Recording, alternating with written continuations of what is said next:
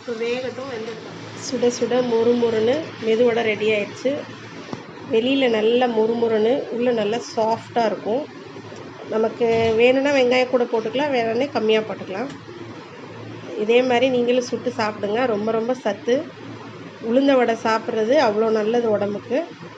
கண்டிப்பாக நீங்களும் வீட்டில் அதே மாதிரி செஞ்சு சாப்பிட்டு பாருங்கள்.